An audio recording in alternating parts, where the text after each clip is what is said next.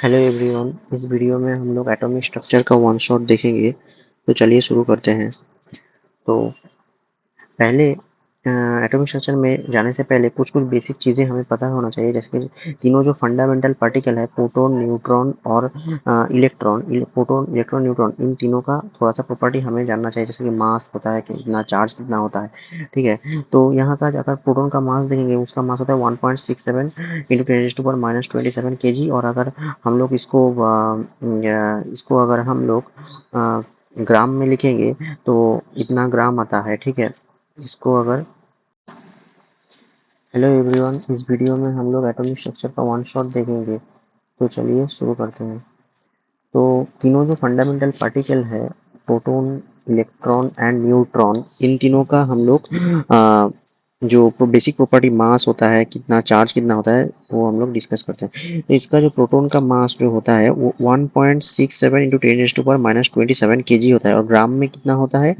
ग्राम में 1.67 इंटू 10⁻⁻24 ग्राम होता है। और इसका इलेक्ट्रॉन का मास और प्रोटॉन का मास सेम ही होता है। ठीक है, और न्यूट्रॉन का मास देखेंगे ना, न्यूट्रॉन का मास होता है 9.1 इंटू 10⁻⁻31 kg। और ये ग्राम में इतना होता है, -28 kg होता है, क्योंकि 100 से अगर गुणा कर दे तो यही आता है। ठीक है, तो प्रोटॉन का जो चार्ज होता है, चार्ज 1.6 इंटू 10⁻⁻19 कूलम होता है। और इसका माइनस होगा, सेम चार्ज होगा प्रोटॉन और इलेक्ट्रॉन का, बस साइन में फर्क आएगा। और न्यूट्रॉन चार्जलेस पार्टिकल होता है। ठीक है, तो ये देख लेना। और एएमयू में मास एक बार देख लेना, बट ये आपके काम में नहीं आएगा, ये आएगा आपका फिजिक्स में, जो जहाँ पे बाइंडिंग एनर्जी वगैरह कैलकुलेट करना होगा तब आएगा। बट ये इतना काम का नहीं है, बट ये मासेस और चार्जेस देख लेना एक बार। ठीक है, तो एक एलिमेंट को कैसे रिप्रेजेंट किया जाता है? एक एलिमेंट अगर एक्स है, उसको रिप्रेजेंट किया जाता है यहाँ पे एटॉम मास नंबर से, और यहाँ पे एटॉमिक नंबर से। यहाँ पे एटॉमिक मास और यहाँ पे एटॉमिक नंबर से रिप्रेजेंट किया जाता है। ठीक है, तो जेड जो होता है वो एटॉमिक नंबर, और जेड जो होता है वो एटॉमिक नंबर होता है। और atomic number means number of proton को ही हम एटॉमिक नंबर से एटॉमिक नंबर बोलते हैं। ठीक है, और ए जो होता है, ये होता है एटॉमिक मास, जिस जो atomic mass number of proton और number of neutron, number of proton और नंबर ऑफ न्यूट्रॉन को मिलाकर हम लोग बोलते हैं। ठीक है, और नंबर ऑफ प्रोटॉन और नंबर ऑफ न्यूट्रॉन, इसको ही हम लोग न्यूक्लियन बोलते हैं, न्यूक्लियंस। ठीक है, इसको ही हम न्यूक्लियंस बोलते हैं। और अनचार्ज पार्टिकल के लिए प्रोटॉन और न्यूट्रॉन क्या होगा? सेम होगा। प्रोटॉन और न्यूट्रॉन अनचार्ज पार्टिकल के लिए सेम होगा। और यहाँ पे आइसोटोप, यहाँ पे जो आइसोटोप क्या होता है? आइसोटोप होता है जो सेम नंबर ऑफ प्रोटॉन होंगे उसको आइसोटोप बोलते हैं। जैसे कि कार्बन 14, कार्बन 13 और कार्बन 14 में जैसे कि same number of proton 6 proton है। और हाइड्रोजन, डॉयट्रॉन और ट्रिटियम, इसमें हाइड्रोजन, लिथियम, ट्रिटियम, इसमें क्या होता है? सेम नंबर ऑफ प्रोटॉन होते हैं, बस atomic number, atomic mass different होता है, क्योंकि ड्यू टू प्रेजेंस ऑफ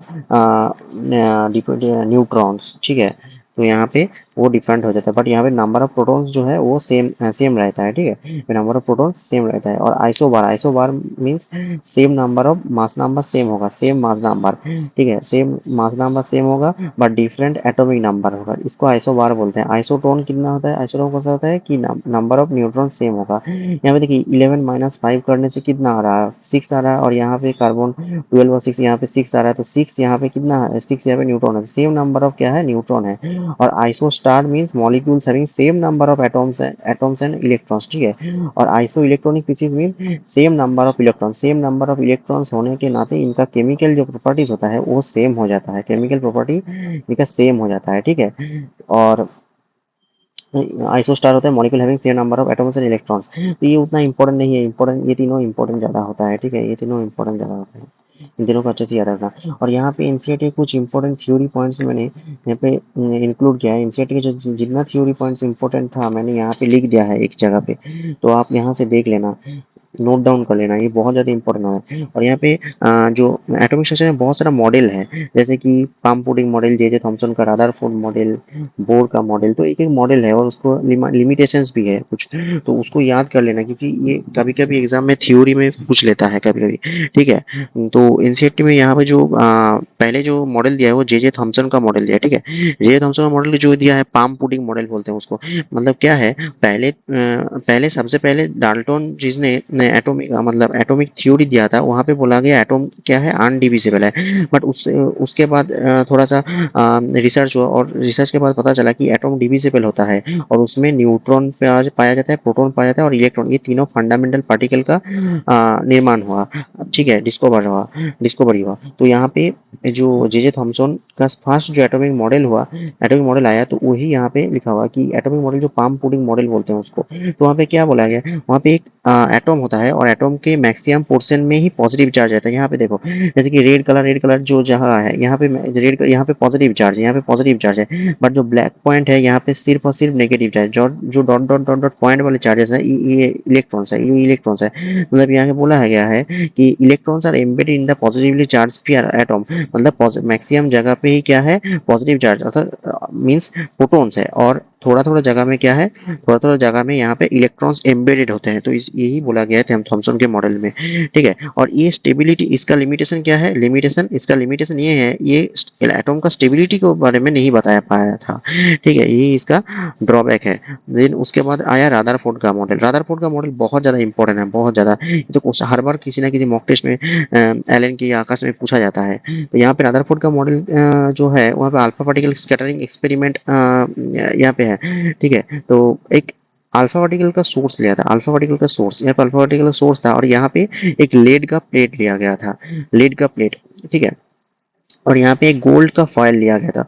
तो यहाँ से अल्फा पार्टिकल का बीम यहाँ से आ रहा था, लेड प्लेट को ऐसे लेड प्लेट से क्रॉस करके आ रहा था और यहाँ पे एक गोल्ड फॉयल था। ये गोल्ड फॉयल से ये यहाँ पे कोलाइड कर रहा था, कोलाइड करके ये ऐसे जा रहा था। यहाँ पे जिंक सल्फाइड का एक स्क्रीन था जो थोड़ा सा फोटो यहाँ पे मतलब कलर प्रोड्यूस कर रहा था। जब भी यहाँ पे कॉलिशन हो रहा था तो एक टाइनी लाइट प्रोड्यूस हो रहा था यहाँ पे अल्फा पार्टिकल का। ये सारा थ्योरी पॉइंट एनसीईआरटी में है, एनसीईआरटी पर जाके पढ़ लेना एक बार, सारा एनसीईआरटी का मैंने निचोड़ के ला दिया है यहाँ पे, ठीक है। तो यहाँ पे एक जिंक सल्फाइड जो स्क्रीन था, जिंक सल्फाइड स्क्रीन में आके यहाँ पे टकराने के कारण यहाँ पे थोड़ा सा टाइनी एक लाइट प्रोड्यूस हो रहा था कॉलिशन के कारण।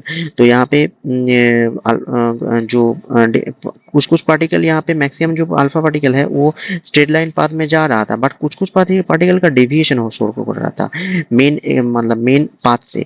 तो कुछ कुछ पार्टिकल जितना डेविएशन शो कर रहा था, उससे कुछ कुछ कंक्लूजन निकला कि एटॉम के अंदर न्यूक्लियस होता है जहाँ पे पॉजिटिव चार्ज कॉन्सेंट्रेटेड होता है और उसके सराउंडिंग में इलेक्ट्रॉन रहता है। ये थोड़ा थोड़ा प्रूव हो रहा था यहाँ से, ठीक है। तो यहाँ पे ऑब्जर्वेशन क्या क्या निकला था रादरफोर्ड के मॉडल से, कि रादरफोर्ड के मॉडल से यही ऑब्जर्वेशन निकला कि most of the alpha particle pass through the gold foil without any deviation. सीधा चला जा रहा था, एकदम सीधा स्ट्रेट लाइन में जा रहा था अल्फा पार्टिकल, ठीक है। बट कुछ कुछ particle, small fraction of molecule deflected by small angle and a very small, that is 1/20,000 करीब इतना पार्टिकल में एक पार्टिकल क्या हो रहा था, 180 डिग्री से डिफ्लेक्ट कर रहा था। मतलब कुछ तो चीज जो है, जो अल्फा पार्टिकल को रिपेल कर रहा था, नहीं तो वो 180 डिग्री डिफ्लेक्ट कैसे होता, 180 डिग्री डिफ्लेक्ट कैसे होता है। कुछ ऐसा चीज है जो अल्फा पार्टिकल को मतलब एकदम रिपेल कर रहा था, ठीक है। तो यहाँ पे कंक्लूजन वहाँ पे उनसे निकल के आया एक्सपेरिमेंट करके कि ये बहुत ज्यादा इंपॉर्टेंट है, ये कंक्लूजन एग्जाम में आता है। जब most of the space in the atom are empty, as most of the alpha particle pass through the foil undeflected. Yes, as there as the most of the space of the atom is empty, so therefore most of the alpha particle goes without any deviation, but some particle deviate from their main path, and very few charge particle alpha particle reflected by some angle.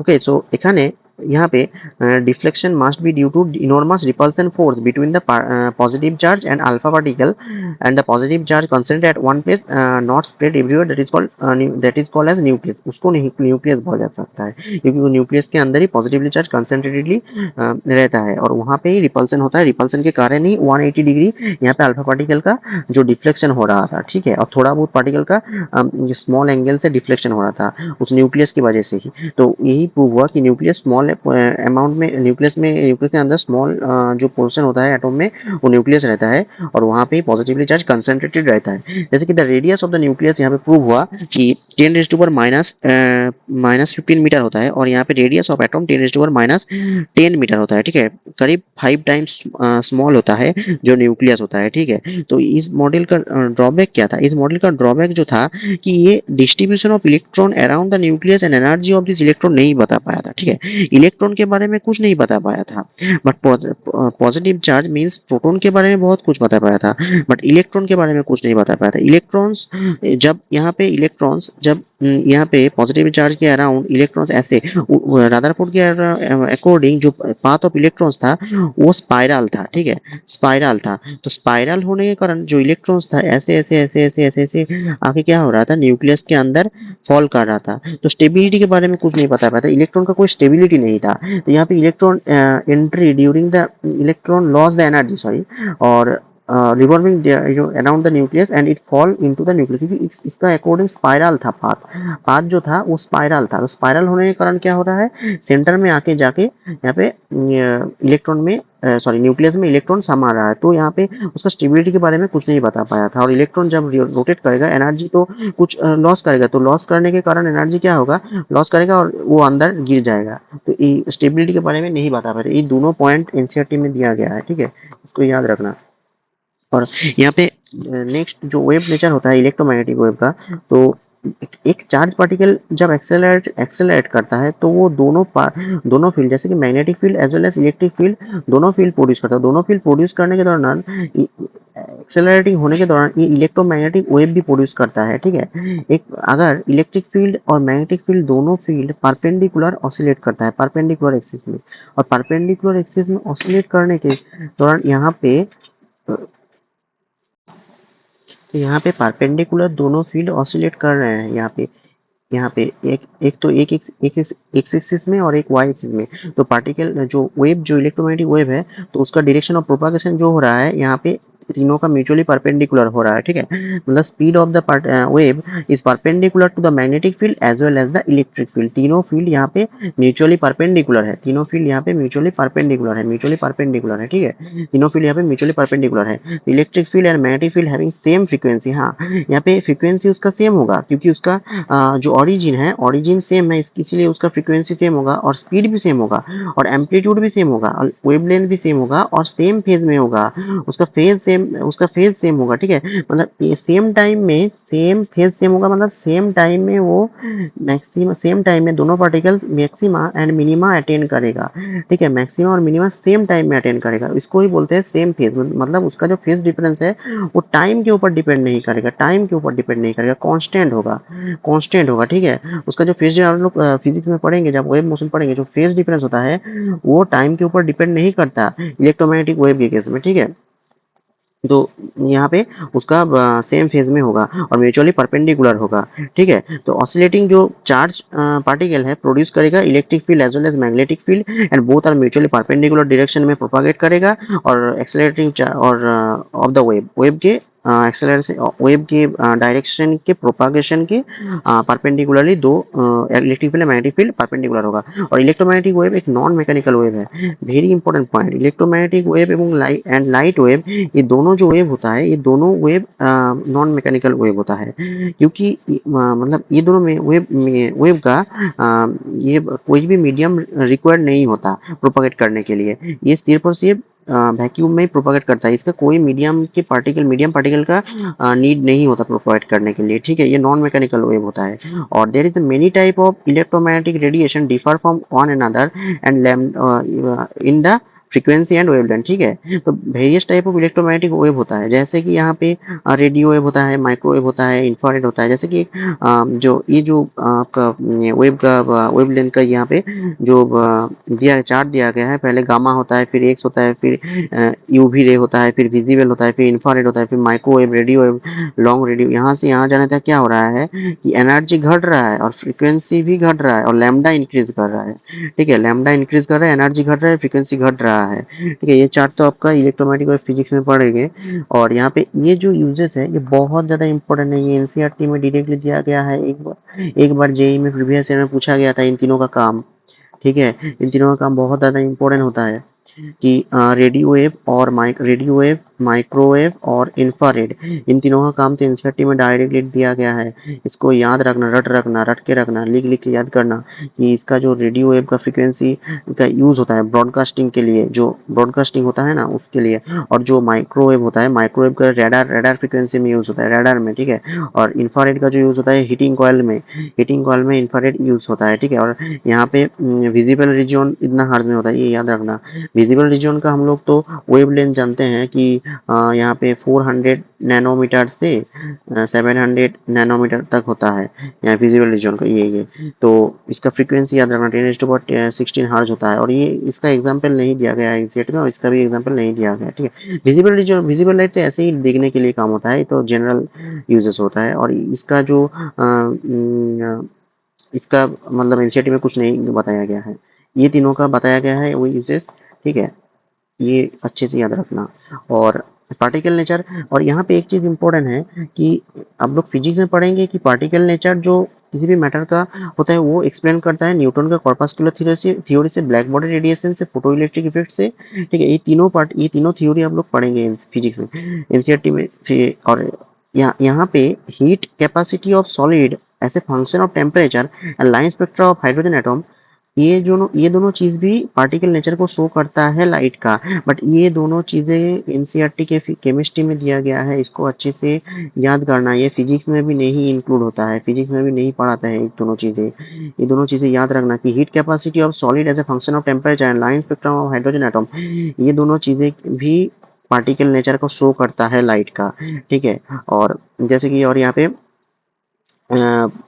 Wave nature, तो particle nature कौन कौन show करता है, particle nature show करता है planks का, जो Planck's का थ्योरी, न्यूटन का theory, corpuscular theory, black body radiation, photo electric effect, variation of heat capacity of solid as a function of temperature and line spectrum of hydrogen atom, जैसे कि continuous spectrum, discontinuous spectrum, वही जो spectrum वाला theory है वही particle nature को show करता है। और वेव नेचर शो करता है डिफ्रैक्शन और इंटरफेरेंस, तो फिजिक्स में पढ़ेंगे आप लोग, नॉर्मल चीज़ है और बेसिक चीज़ है। और यहाँ पे ब्लैक बॉडी रेडिएशन यहाँ पे फिजिक्स में है, बट केमिस्ट्री में भी थोड़ा बहुत एटॉमिक स्ट्रक्चर में एनसीईआरटी में दिया गया, इसलिए मैं यहाँ पे डिटेल्स में करा रहा हूँ, ठीक है। फिजिक्स में ये करा जाएगा आपका। और ये ब्लैक बॉडी, यहाँ पे क्या बोले, black body emits and absorb all the wavelengths of the light, ठीक है। यहाँ पे ब्लैक बॉडी किसको बोल देंगे, जो सारे वेवलेंथ ऑफ लाइट, सारे वेवलेंथ लाइट के वो एब्जॉर्ब करता है और इमिट भी करता है। एक जो आइडियल परफेक्ट ब्लैक बॉडी होता है उसका एमिसिविटी 1 होता है, ठीक है। परफेक्ट जो ब्लैक बॉडी होता है, एक आइडियल परफेक्ट ब्लैक बॉडी का जो इमिसिविटी होता है वो 1 होता है, ठीक है। जैसे कि कार्बन ब्लैक आइडियल तो नहीं होता, बट एक ब्लैक बॉडी के ठीक ठाक ब्लैक बॉडी की तरह काम करता है, ठीक है। वो ऑल द रेडिएशन को एब्जॉर्ब करता है और इमिट भी करता है, ठीक है।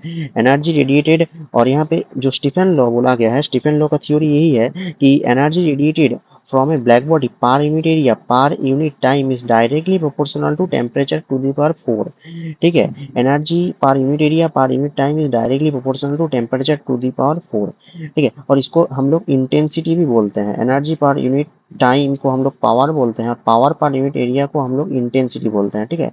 इसको इंटेंसिटी भी बोलते हैं, ठीक है। और ये डायरेक्टली प्रोपोर्शनल टू टी4 होता है। वहाँ पे सिग्मा जो होता है ये कांस्टेंट होता है, स्टीफेंस कांस्टेंट बोलते हैं, ठीक है। और energy per unit time is equal to sigma A to the power A into T to the power 4 होता है, ठीक है।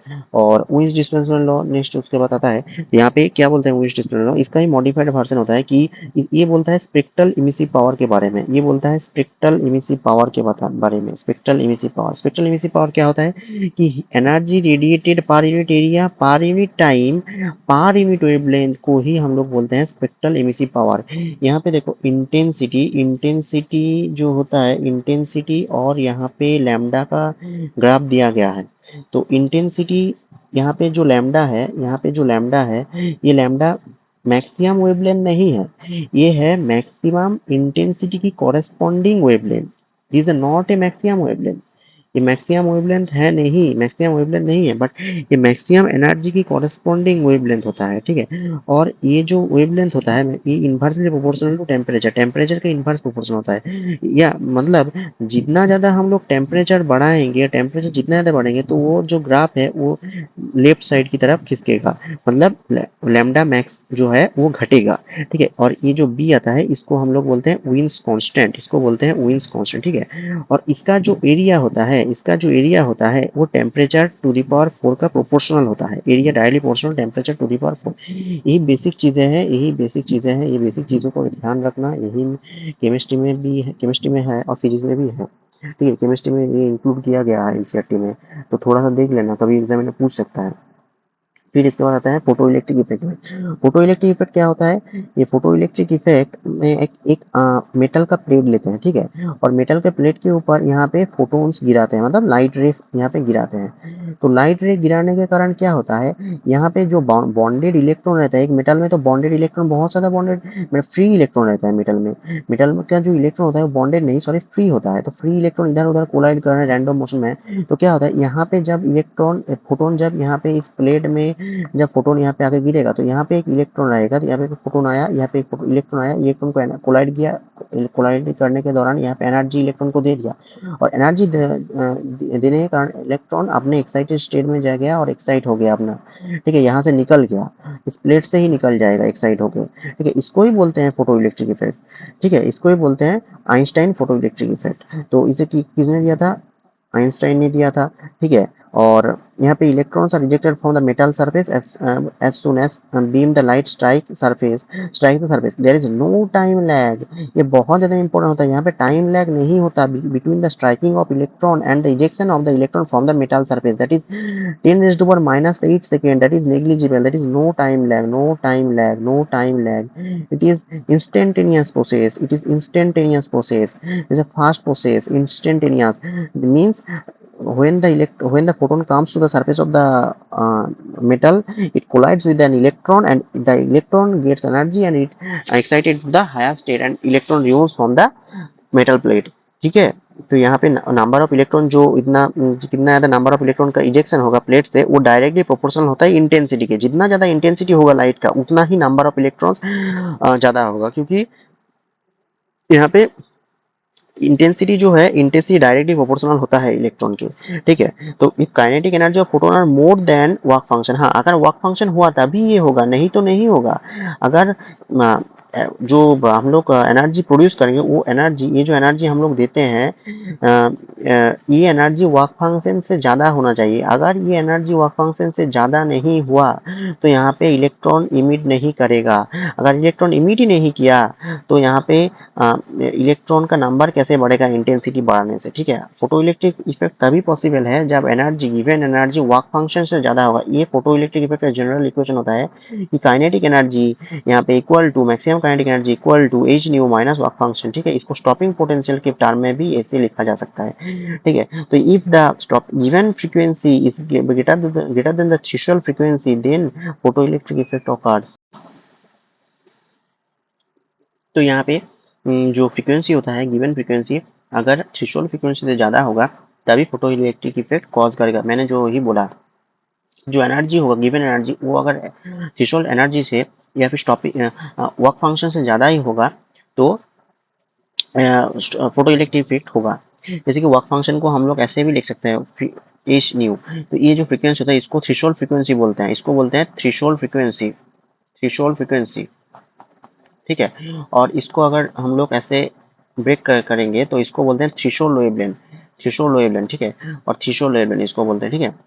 तो यहाँ पे इलेक्ट्रॉन इजेक्ट होगा मेटल सरफेस से with certain kinetic energy and it increases with the increasing in frequency। हाँ अगर फ्रीक्वेंसी जितना ज़्यादा बढ़ाएंगे तो उतना काइनेटिक एनर्जी भी इलेक्ट्रॉन का ज़्यादा बढ़ेगा। स्टॉपिंग पोटेंशियल डायरेक्टली प्रोपोर्शनल होता है फ्रीक्वेंसी ऑफ लाइट के, ठीक है। स्टॉपिंग पोटेंशियल जो है जो वी नॉट स्टॉपिंग पोटेंशियल होता है वो फ्रीक्वेंसी के डायरेक्टली प्रोपोर्शनल होता है।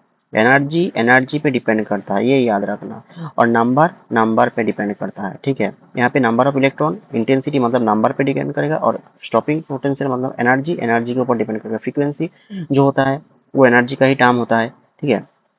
ऐसे याद रखना। और ये जो यहाँ पे लाइट होता है, यहाँ पे एक मेटल प्लेट में आता है, एक मेटल प्लेट में आता है, और यहाँ से इलेक्ट्रॉन को इजेक्ट करता है, और यहाँ पे डिटेक्टर होता है, जब डिटेक्ट करता है, ठीक है, करंट फ्लो करेगा। अगर यहाँ से यहाँ पे इलेक्ट्रॉन आएगा तो ये सर्किट कंप्लीट होगा। सर्किट अगर कंप्लीट होगा तो यहाँ पे क्या होगा, एमीटर एमीटर डिफ्लेक्ट करेगा। एमीटर क्या करेगा, एमीटर क्यों यूज करते हैं, एमीटर यूज करता है to determine the current, to determine current in circuit, to determine current in the circuit. Ammeter किस लिए यूज करते हैं, करंट डिटरमाइन करने के लिए। और यहाँ पे बैटरी भी लगाया गया है, ठीक है।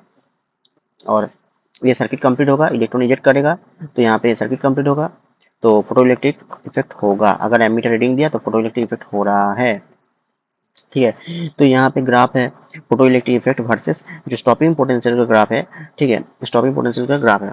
तो यहाँ पे जो देखिए, यहाँ पे इंटेंसिटी के साथ जितना ज़्यादा इंटेंसिटी हम लोग बढ़ा रहे हैं, उतना ही फोटो इलेक्ट्रिक करंट बढ़ रहा है। फोटो इलेक्ट्रिक करंट इंटेंसिटी के साथ इंक्रीज कर रहा है, ठीक है। यहाँ पे इंटेंसिटी आई थ्री सबसे ज़्यादा है, इसलिए फोटो इलेक्ट्रिक करंट सबसे ज़्यादा इसका आई थ्री का कॉरस्पॉन्डिंग हुआ, फिर आई टू का, फिर आयोन का, इसे घट रहा है यहाँ पे, और फोटो इलेक्ट्रिक करंट भी घट रहा है। और इस देखो इसके बाहर, इसके स्टॉपिंग पोटेंशियल इससे भी ज़्यादा बढ़ा लो तो करंट जो है वो नहीं बढ़ रहा है, मतलब ये सैचुरेशन करंट हो रहा है। इसको बोलते हैं सैचुरेशन करंट। ये जो यहाँ पे पॉइंट में सैचुरेशन हो रहा है, इसके बाद और करंट बढ़ नहीं रहा, तो इसको बोलते हैं सैचुरेशन करंट, ठीक है। As intensity increase, photo current increase. और यहाँ पे एक चीज ध्यान रखना कि इंटेंसिटी लाइट का डिपेंड नहीं करता स्टॉपिंग पोटेंशियल पे। यहाँ पे इंटेंसिटी बढ़ा रहे हैं पर स्टॉपिंग पोटेंशियल सेम है, सारे ग्राफ का स्टॉपिंग पोटेंशियल एक सेम है, ठीक है। Stopping potential does not depend upon the intensity of light.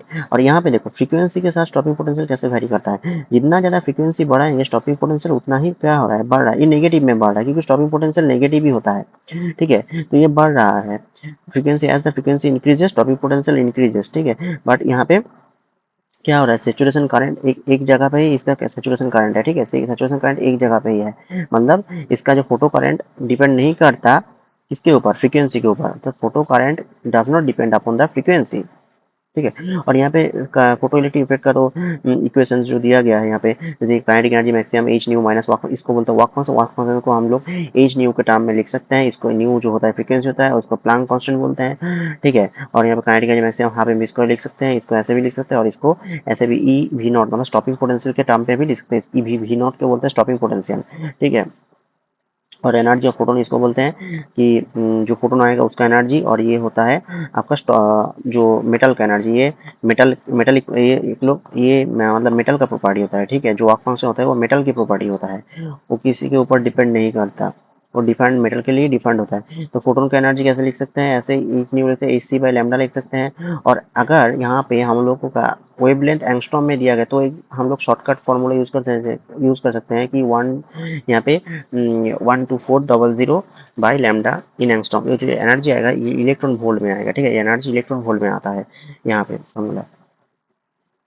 तो नेक्स्ट यहाँ पे ग्राफ दिया गया है कि स्टॉपिंग स्टॉपिंग पोटेंशियल वर्सेस जो फ्रीक्वेंसी का ग्राफ है, ठीक है। Stopping potential versus frequency graph. तो हम लोग कैसे लिखेंगे, जैसे कि हम लोग इक्वेशन लिखते हैं E V naught is to H nu minus H nu naught. तो इसको अगर ई को इसको यहाँ पे हम लोग ले जाएं तो क्या आता है, तो यहाँ पे डिवाइड आ जाएगा, डिवाइड में आ जाएगा ई मतलब H nu naught by E. तो E H by E is equal to क्या होता है, इसको हम लोग बोलते हैं एम स्लोप, इसको स्लोप बोलते हैं, ठीक है। इसको स्लोप बोलते हैं। और ये एक्स होगा, ये एक्स होगा क्योंकि फ्रीक्वेंसी एक्स एक्सिस में है। और ये जो होगा ये एम एक्स यहाँ पे माइनस सी, ठीक है। और यहाँ पे इंटरसेप्ट जो होगा वो नेगेटिव इंटरसेप्ट होगा, यहाँ पे इंटरसेप्ट नेगेटिव होगा, ठीक है। यहाँ पे इंटरसेप्ट जो है यहाँ पे नेगेटिव इंटरसेप्ट होगा। और यहाँ पे जो में स्लोप है वो एच बाई ई होगा।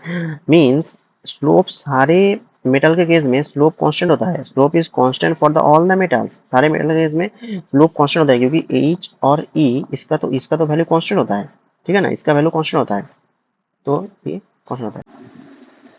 तो नेक्स्ट यहाँ पे इस क्वेश्चन को सॉल्व करेंगे। ये एनसीईआरटी का क्वेश्चन है, एग्जाम्पल्स का, बहुत इंपॉर्टेंट है। जैसे कि ये एक बार पीवाईक्यू में पूछा गया है, और ये एक बार ये नीट 2022 में पूछा गया था, ठीक है। ये बहुत इंपॉर्टेंट पीवाईक्यूज है, बहुत इंपॉर्टेंट पीवाईक्यूज है ये। एनसीईआरटी का टेक्स्ट है। तो पहला जो पीओक्यू है, सॉरी पहला जो क्वेश्चन है यहाँ पे, one mole calculate the energy of one mole photons of the radiation whose frequency was इतना। तो ये बहुत बेसिक से क्वेश्चन है, जैसे कि एनर्जी इज इक्वल्स टू हम लोग लिखते हैं एच सी बाई लैम्डा, ये वन मोल, वन सॉरी एक फोटोन के लिए होता है, ठीक है, ये एक फोटोन का एनर्जी होता है। तो अगर एन फोटोन का एनर्जी हमें चाहिए तो एन से मल्टीप्लाई करना पड़ेगा। तो यहाँ पे वन मोल बोला गया है, तो वन मोल मीन्स 6.02 × 10⁻23 एटम्स होता है। और इसको मल्टीप्लाई अगर करेंगे तो ये हम लोग आंसर आएगा अप्रोक्स 200 के करीब आंसर आएगा। 200 200 किलो जूल पर मोल आंसर आएगा, क्योंकि हम लोग एक मोल के लिए डिफाइन किए थे। तो ये आंसर है। ये बेसिक सा क्वेश्चन है, ये आप लोग होम घर में कर लेना, ठीक है। ये बहुत बेसिक से क्वेश्चन है। तो ये क्वेश्चन देखो, ये क्वेश्चन अच्छा है, ये क्वेश्चन अच्छा है, इम्पोर्टेंट है। तो ये क्वेश्चन में कितना क्या बोला है कि एक 100 वाट का बल्ब है जिस जो इमिट कर रहा है वेवलेंथ कितना 400 nanometer. Calculate the number of photon emitted per second by the bulb, per second by the bulb, ठीक है। तो यहाँ पे अगर 100 वाट का बल्ब बोला है तो पावर इज इक्वल टू क्या होता है, energy upon time, energy upon time. तो एनर्जी को क्या लिख सकते हैं, एच सी बाई लैम्डा लिख सकते हैं, और यहाँ पे एन बाई टी लिख सकते हैं, ठीक है। तो नंबर ऑफ, यहाँ पे नंबर ऑफ, नंबर को हम लोग एन से डिनोट करते हैं, नंबर को हम लोग यहाँ पे एन से डिनोट करते हैं, एन बाई टी, ठीक है। तो ये एन बाई टी को ये हम लोग एन लिखते हैं, स्मॉल एन। यहाँ पे एच सी बाई लैम्डा लिखते हैं। तो पावर कितना बोला गया है, 100 वाट, 100 वाट, ठीक है। तो नंबर यहाँ पे एच का वैल्यू कितना है, यहाँ पे यहाँ पे एच और देखो, यहाँ पे शॉर्टकट फॉर्मूला लगा देता है, नैनोमीटर में है तो कितना लगाते हैं यहाँ पे 12 40 पे, और लैम्डा 400 नैनोमीटर दिया। तो एनर्जी इलेक्ट्रॉन वोल्ट में आएगा, बट यहाँ पे वाट, वाट मीन्स जूल पर सेकेंड, तो यहाँ पे जूल में है। तो इसको हम लोग कन्वर्ट करेंगे आपका किसमें, इसमें, इसको 1.6 × 10⁻⁻19 से कन्वर्ट करेंगे जूल पर सेकेंड में, जूल में सॉरी, ठीक है। तो यहाँ पे जो आएगा 400 कर देता हूँ, और 3.1 × 10⁻6 × 10⁻⁻19, और यहाँ पे 100, ठीक है। और यहाँ पे 16 या 48 फाइव फाइव अप्रोक्स 5 यहाँ मानता हूँ, ठीक है। 10⁻⁻19, यहाँ पे 100 होगा, और यहाँ पे एन था तो 2 से कटेगा, 2 × 10⁻⁻19 प्लस 19 सॉरी, ये आएगा इतना, इतना आंसर आएगा, ठीक है। मैं चेक कर लेता हूँ एक बार आंसर, सॉरी ये 20 है, 20। सो 2 × 10⁻20 आएगा यहाँ पे आंसर पर सेकेंड, ठीक है। इतना एटॉम, इतना एटॉम, इतना इलेक्ट्रॉन पर सेकेंड, ये आंसर आएगा, ठीक है। ये बहुत इंपॉर्टेंट क्वेश्चन है, देख लेना। और नेक्स्ट ये क्वेश्चन आया था, ये क्वेश्चन आया था आपका नीट 2022 में, ठीक है, 22 में। तो ये क्वेश्चन कैसे सॉल्व करेंगे, बहुत अच्छा क्वेश्चन है, मतलब बहुत अच्छा, अगर आ जाए तो बहुत टाइम खाएगा। तो चलिए देखते हैं। तो एक बोला गया है कि इलेक्ट्रोमैग्नेटिक रेडिएशन है जिसका वेवलेंथ जितना है और मेटल सरफेस से ऊपर सोडियम के ऊपर आ रहा है, तो इलेक्ट्रॉन इमिट हो रहा है, उधर काइनेटिक एनर्जी इतना। And what is the minimum energy needed to remove the electron from the minimum energy means यहाँ पे वर्क फंक्शन का बात कर रहा है, वर्क फंक्शन का। तो यहाँ पे वर्क फंक्शन हमें निकालना पड़ेगा, ठीक है। और वेवलेंथ दिया गया है 300 नैनोमीटर्स, काइनेटिक एनर्जी दिया गया है 1.68 × 10⁵, ठीक है। तो यहाँ पे मैक्सिमम काइनेटिक एनर्जी क्या होता है, equals to H C by lambda minus work function. So maximum kinetic 1.68 × 10⁻⁻+ 5 into is equals to H C by lambda. तो यहाँ पे नैनोमीटर में है तो ये फॉर्मूला डायरेक्ट यूज कर सकते हैं, माइनस वर्क फंक्शन, तो ये आएगा 3.31, सो 3.1 माइनस, और यहाँ पे ये इलेक्ट्रॉन वोल्ट में है, जूल में कन्वर्ट करना होगा। तो जूल में कन्वर्ट करने के लिए 1.6 × 10⁻⁻19 से फिर से मल्टीप्लाई करना पड़ेगा। तो यहाँ पे 1.68 × 10⁻+5, तो यहाँ पे वर्क फंक्शन इक्वल्स टू, यहाँ पे अगर इसको मल्टीप्लाई करेंगे तो आएगा 5 और इंटू 10⁻⁻, -19, -19,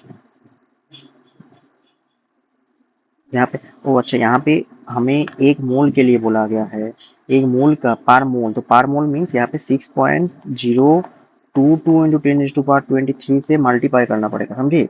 मतलब यहाँ पे क्वेश्चन में जो दिया गया है, देखो यहाँ पे जो दिया गया है कि एनर्जी, जो काइनेटिक एनर्जी है, तो वो क्या बोला है, पार मोल के लिए इतना है, ठीक है, पार मोल के लिए इतना है।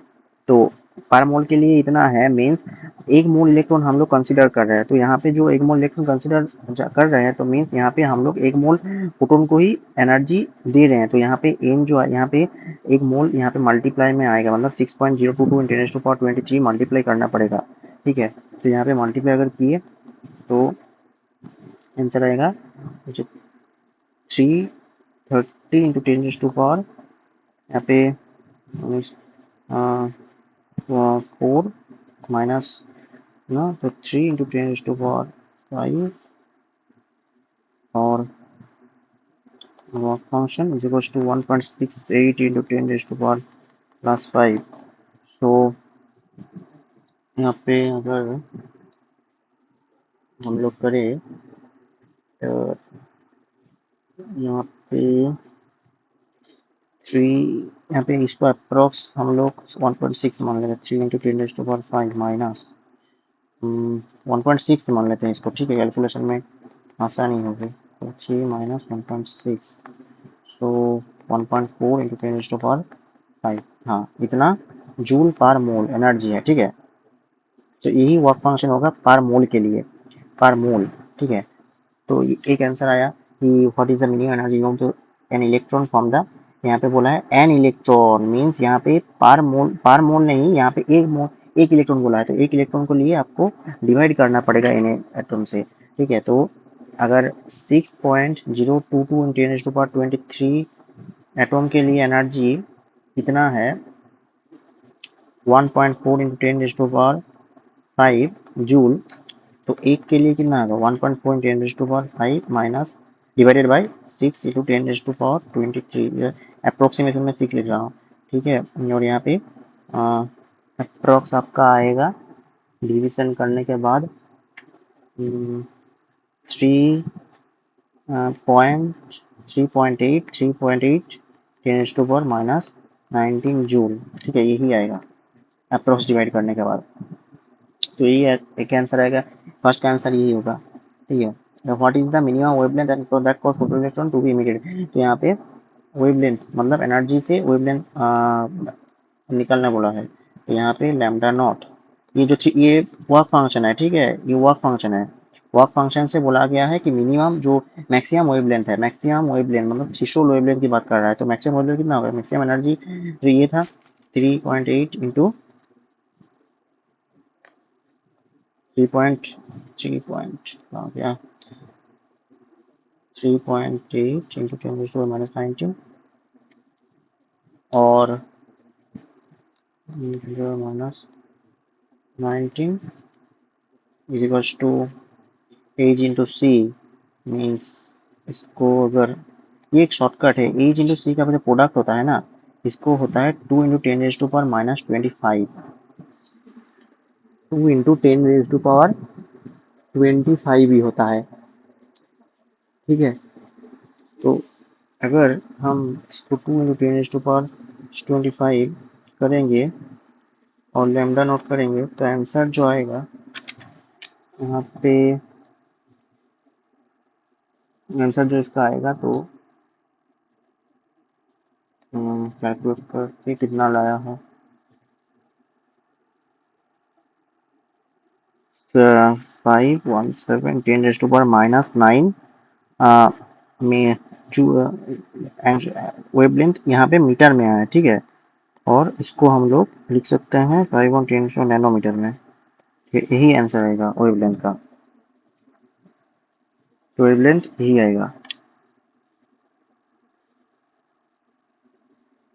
ये वेवलेंथ का आंसर आएगा, ये वेवलेंथ का आंसर आएगा। और ये एनर्जी का आंसर आएगा, एनर्जी का आंसर जो आएगा पर मोल के लिए इतना, पर एटम के लिए इतना, तो ये दोनों आंसर होगा, ठीक है। ये बहुत इंपॉर्टेंट क्वेश्चन है, एक बार घर में 2 बार इसको करना लिख के, नहीं तो गलत हो जाएगा एग्जाम में अगर आए तो।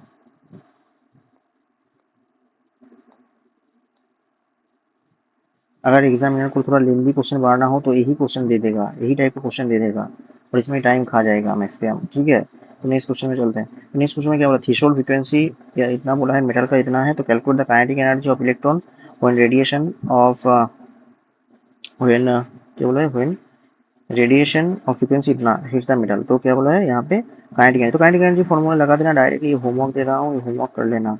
काइनेटिक एनर्जी जैसे कि H nu minus work function, तो वर्क फंक्शन मतलब यहाँ पे डायरेक्ट यहाँ पे तुम्हें दे दिया गया है, थ्रेशोल्ड वेवलेंथ दे दिया गया है।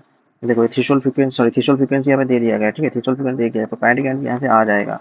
ये कैलकुलेट कर लेना, कैलकुलेटर से कर लेना, थोड़ा सा कैलकुलेशन लेने दी जाएगा। एनसीईआरटी कैलकुलेशन थोड़ा सा ज़्यादा बड़ा होता है, तो उसको कैलकुलेटर से ही कर लेना। ठीक है,